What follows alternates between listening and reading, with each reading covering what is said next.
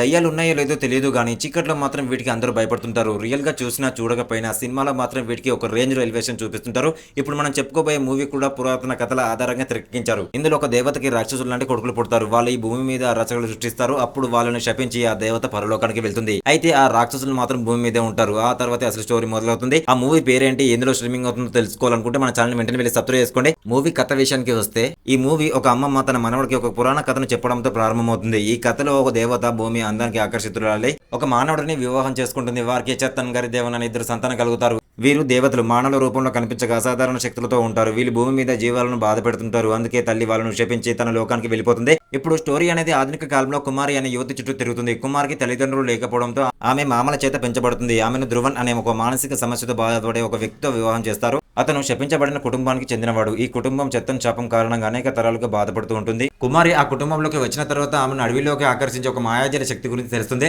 ఆమె సోదరి హెచ్చరిస్తూ అడవిలోకి వెళ్ళకూడదని చెత్తన్ శాపం గురించి వివరిస్తుంది. కుమారి మాత్రం ధ్రువన్ పట్ల సానుభూతి చూపడం ప్రారంభిస్తుంది. అతను తన బాల్యంలో అనుభవించిన ఒక సంఘటన వల్ల మానసికంగా కుంగిపోయాడని తెలుసుకుంటుంది. ఆమె అతనిపై శ్రద్ధ చూపడంతో వారి బంధం బలపడుతుంది. కుమార్ గర్భవతిని తెలిసినప్పుడు కుటుంబంలోని చీకటి రహస్యం బయటపడుతుంది. గతంలో ధ్రువన్ పూర్వీకుడైన తపన్ గారి దేవన్ రక్షణ కోసం తన సొంత కుమారుడిని బలి ఇచ్చాడు. ఈ బలి సంప్రదాయం 12 తరాల వరకు కొనసాగుతుంది. ఇప్పుడు ధ్రువన్ 12వ తరం ప్రభువుగా తన బిడ్డను బలి ఇవ్వాల్సిన సమయం వచ్చింది. ఈ విషయం తెలిసిన కుమారి భయపడుతుంది. తన బిడ్డను కాపాడుకోవడానికి అడవిలోని మొత్తం అనే స్త్రీని కలుస్తుంది. ఆమె చెత్తన్ సహాయంతో రక్షణ ఇస్తానని చెప్తుంది. చివరిగా ధ్రువన్ గారి దేవన్ శక్తిని పొందడానికి తన బిడ్డను బలి ఇవ్వాలని నిర్ణయించుకుంటాడు. కానీ కుమారి చెత్తన్ సహాయంతో అతన్ని ఎదిరిస్తుంది. చివరికి కుమారి తన బిడ్డను బ్రతికించుకోగలదా అనే విషయాన్ని తెలుసుకోవాలి అనుకుంటే ఈ మూవీని చూడాల్సిందే. ఈ మూవీ పేరు కుమారి. నెట్ఫ్లిక్స్ లో తెలుగులో స్ట్రీమింగ్ అవుతుంది. ఇలాంటి మూవీ అప్డేట్స్ మీకు కావాలనుకుంటే మన ఛానల్ వెంటనే వెళ్ళి సబ్స్క్రైబ్ చేసుకోండి. ఒక లైక్ అయితే వేసుకోండి మన వీడియోకి. Thank you.